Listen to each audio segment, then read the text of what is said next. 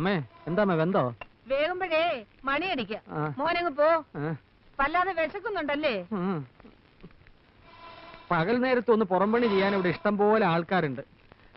ഇവിടെ താമസിച്ച് പണിയാനാണ് അമ്മേ ഒരാളെ കിട്ടാത്തത്.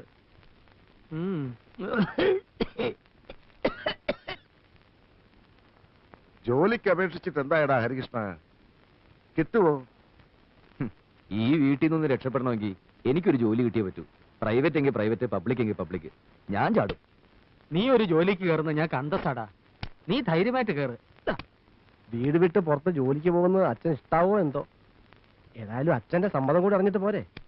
ഇങ്ങനത്തെ ഏട്ടന്മാരുണ്ടാവുന്നതിലും നല്ലതേ ജനിക്കാതെ ഞാനൊക്കെ ഗർഭത്തിലേ തൂങ്ങിച്ചാണമായിരുന്നു.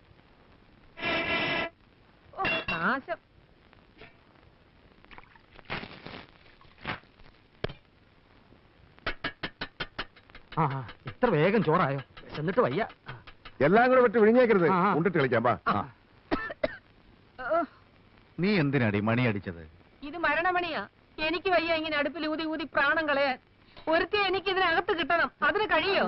നിങ്ങളുടെ അവിടെ ഇന്നെല്ലാരും പച്ചവെള്ളം കുടിച്ച് ഓരോ ഉള്ളിയും കടിച്ചു പോയി കിടന്നോ. കാലനക്കാൻ വയ്യാതാ ഞാൻ ഈ പുഹയത്ത് കിടന്ന് കഷ്ടപ്പെടുന്നത്. ഈ ആണുങ്ങളുടെ വേഷം കെട്ടി നിൽക്കുന്ന ഒരൊറ്റ കഴുതിക്കെങ്കിലും എന്നെ ഒന്ന് സഹായിക്കാൻ തോന്നുന്നുണ്ടോ? നീ ബഹളം വെക്കണ്ട, വഴിയുണ്ടാവും. എത്ര ആലോചന ഈ വീടിന്റെ പടി കടന്ന് വന്നതാ. ഒരുത്തിനെങ്കിലും ഒരു പെണ്ണിനെ കെട്ടിക്കൊണ്ട് വരാൻ തോന്നിയോ? ആ പറഞ്ഞ എന്നെ കൂടെ ചേർത്തല്ലേ. ഞാൻ കെട്ടില്ല. കെട്ടാൻ വെച്ച പെണ്ണ് കെട്ടിന്റെ തലേ ദിവസം വേറൊരു കോന്തന്റെ കൂടെ ഒളിച്ചോടി പോയത് പെങ്ങക്കറിയാലോ. അവള് പോയെങ്കിൽ പോട്ടെ, അമ്മ നീയും കെട്ടല്ലോ. എന്തിന് ഈ വയസ്സുകാരത് കണ്ണുകൂത്തി കളിക്കാനോ? നീ പോടാ. ആങ്ങളെ കല്യാണം കഴിച്ച് എനിക്ക് സഹായത്തിന് ഒരാള് വേണ്ട. പോത്ത് പോലെ വളർന്ന രണ്ടെണ്ണം ഉണ്ടല്ലോ. രണ്ടല്ലേ പെങ്ങളെ, 3 പോത്ത്. ഹരിയെ ഞാൻ കൂട്ടിയിട്ടില്ല, അവൻ കുഞ്ഞ. നിനക്ക് തലയ്ക്ക് വട്ടാടി. ഇവർക്ക് കല്യാണപ്രായം ആയെന്നും വെച്ച് കണ്ട കാവാക്ഷിയെയും മീനാക്ഷിയെയും കെട്ടിക്കൊണ്ടുവരാൻ ഞാൻ സമ്മതിക്കത്തില്ല. യോഗ്യത വേണം, തറവാടിത്തം വേണം, കുലമഹിമ വേണം.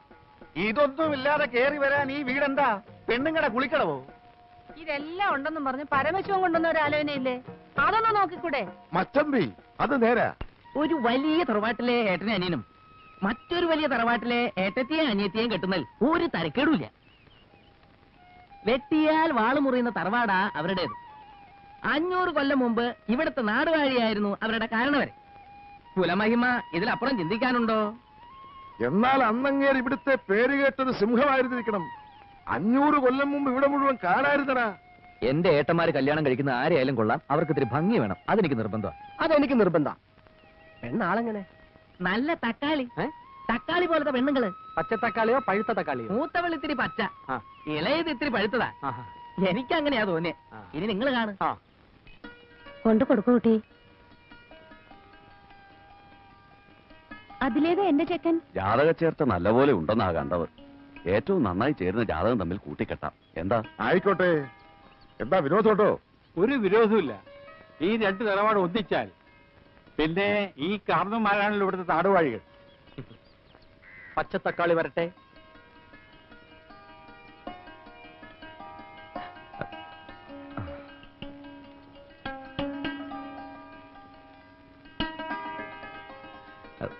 ഞാനാ നീന, ഏട്ടന്മാര് വരാ. അയ്യോ, പരിചയപ്പെടുത്താനങ്ങ് മറന്നുപോയി. മൂത്തവൻ അവൻ ജയകൃഷ്ണൻ, രണ്ടാമനായി ഇവൻ ഗോപികൃഷ്ണൻ. നേരെയൊക്കെ നോക്കി കണ്ടോടാ.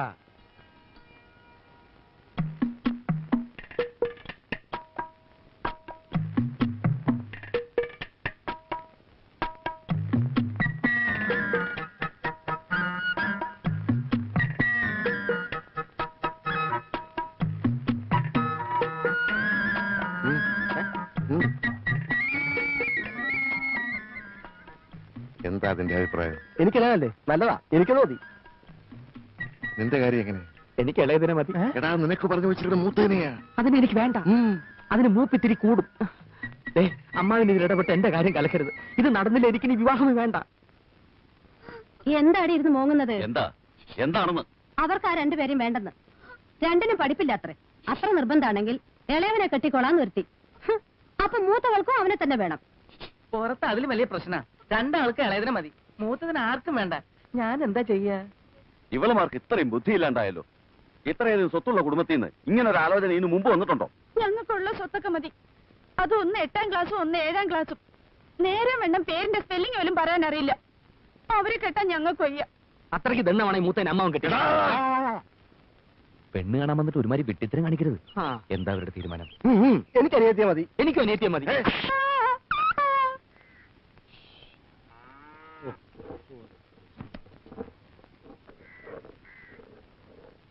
ഈ കല്യാണമെങ്കിലും നടക്കുമെന്ന് എഴുതി, അതും കലങ്ങി. ഇനിയിപ്പോ എന്താ ചെയ്യാ?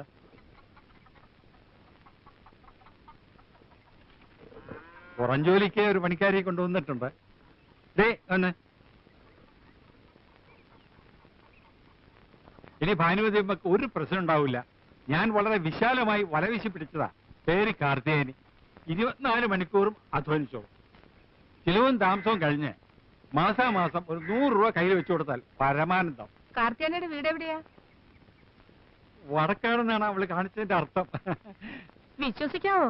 വിശ്വസിക്കാവുന്നത് കൊണ്ടല്ലേ കൊണ്ടുവന്നത്. നമ്മുടെ പഴയ തഹസിൽദാരുടെ വീട്ടിലായിരുന്നു കുറെ കാലം. എന്നാൽ ഈ മുളകൊക്കെ നന്നായിട്ട് അരച്ചേ, എന്നിട്ട് അകമൊക്കെ നന്നായിട്ട് അടിച്ചു വാരി തുടയ്ക്കണം. തൽക്കാലം അടുക്കള കയറണ്ട. ജോലിയൊക്കെ ഒന്ന് വൃത്തിയാകുമ്പോ ഞാൻ പറയാം, അപ്പ കേറിയാ മതി. എന്നാലും ഉദ്ഘാടനം നടക്കട്ടെ. നേരം വണ്ണം നിന്നാൽ നിനക്ക് നല്ലത്. എനിക്ക് അത്ര പറയാമോ? അരക്കണോ അല്ലേ? ആ. ഇപ്പൊ അരക്കാം.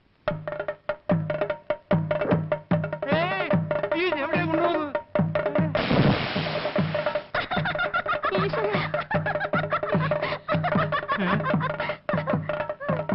എന്റെ പൗഡർ ഇട്ടോ ചേട്ടാ.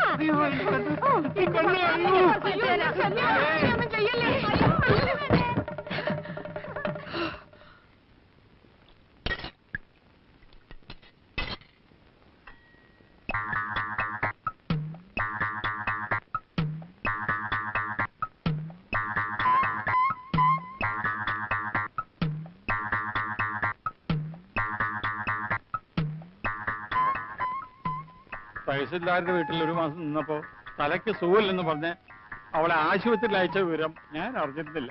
അവരെപ്പോഴാ അവിടെ നിന്ന് വിട്ടത്? അതും വിട്ടതല്ല അത്രേ. സുഖമെന്നും പറഞ്ഞ് അവളെ ഇറങ്ങി പോകുന്നതാ. അവളെ അമ്മിക്കല്ലെടുത്ത് തന്റെ തല ഇട്ടിരുന്നെങ്കിൽ ഈ കഞ്ഞി ഞങ്ങൾക്ക് തന്നെ 16 ലിറ്റർ കുടിക്കായിരുന്നു. അതെ. എന്നിട്ട് അമ്മക്കുട്ടി കിട്ടിയോ? അത് ഞാൻ മുങ്ങിയെടുത്തടാ. ഭാഗ്യത്തിനത് പൊട്ടിയില്ല. ആ.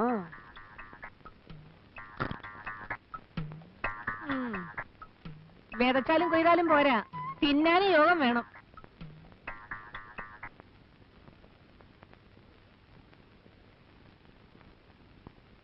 നീ ഉറങ്ങിയോടി? അയ്യോ, എല്ലാ ജോലിയും ഒറ്റയ്ക്ക് ചെയ്ത് നിനക്ക് പെട്ടെന്ന് വയസ്സായല്ലോടി. അല്ല, ഞാനൊരു കാര്യം ചോദിക്കട്ടെ. ആവശ്യത്തിലധികം സമ്പാദിച്ചു കൂട്ടിയിട്ടുണ്ടല്ലോ. ഒരു 2 തലമുറയ്ക്ക് തിന്നാനുള്ള നെല്ല് ഏതു നേരത്ത് നോക്കിയാലും നമ്മുടെ പത്തായത്തിലുണ്ട് താനും. ഇനിയെങ്കിലും മക്കളെ അവരവരുടെ ഇഷ്ടത്തിന് വിട്ട് ജീവിക്കാൻ അനുവദിച്ചുകൂടെ? എന്ന് വെച്ചാൽ അവരോരോരുത്തരും അവരവർക്ക് തോന്നുന്ന ഓരോ പെണ്ണിനെയും കെട്ടിക്കൊണ്ടുവന്ന് കാരണവന്മാരും ഞാനും കൂടെ ഉണ്ടാക്കി വെച്ച സൽപ്പേര് ഇല്ലാതാക്കണം. അതല്ലേ നിനക്ക് വേണ്ടത്? ഓ, സൽപ്പേര്. ആ സൽപ്പേരാ എന്റെ 2 കാലിലും നീരായിട്ട് കിടക്കുന്നത്. കണ്ടോ? നിങ്ങൾക്കത് പറഞ്ഞാൽ മനസ്സിലാവില്ല. ഒന്നിൽ എനിക്കൊരു കൈസഹായത്തിന് ഒരാളെത്താ, അല്ലെങ്കിൽ ഒരു ഇത്തിരി സ്നേഹിക്കാൻ ഒരു മരുമോളെത്താ. ഇത് രണ്ടിനും കഴിയില്ലെങ്കിൽ നിങ്ങളെ ഒരു തന്തയായിട്ടും മക്കളെന്ന് പറയുന്ന ആ കോന്തന്മാരെ മക്കളായിട്ടും കണ്ടിട്ട് എനിക്ക് എന്താ കാര്യം? എന്നെ ധിക്കരിക്കുന്നത് നിനക്കൊരു ശീലമാ. അത് ഞാൻ കാര്യമാക്കാറില്ല. എന്നാ നിന്റെ വാക്കും കേട്ടോണ്ട് മക്കളാരെങ്കിലും കിടന്ന് തുള്ളിയാലേ മക്കളാന്നൊന്നും ഞാൻ നോക്കത്തില്ല. ഇതൊരു തരം മാടമ്പിത്തര. ഇതൊഴിവാക്കുന്നത് ആ വയസ്സുകാലത്ത് ബുദ്ധി. പണ്ടത്തെ കാലത്തെ കൊല്ലത്തിലൊരിക്കൽ ആൾക്കാർക്ക് വയസ്സ് കൂടുന്നത്. ഇപ്പൊ ഒരൊറ്റ ആഴ്ച കൊണ്ടാ ഓരോരുത്തർ കിളവന്മാരാകുന്നത്. ഈ മനുഷ്യന്റെ മനസ്സൊന്നും മാറുന്നില്ലല്ലോ ഭഗവതി.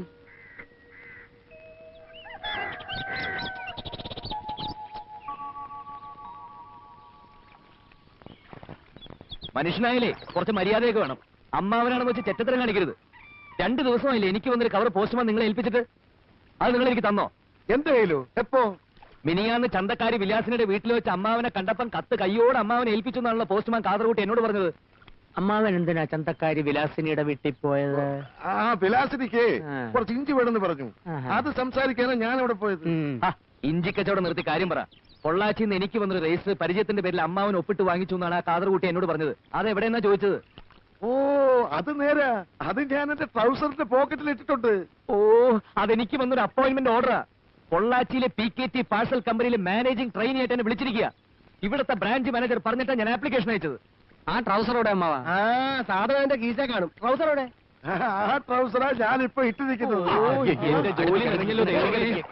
ഇതൊന്ന് ശരിയായി കിട്ടാൻ ഞാൻ എവിടെയൊക്കെ അലഞ്ഞതാ. ഏത് പോക്കറ്റില്ല? ഇവിടെ കാണാം.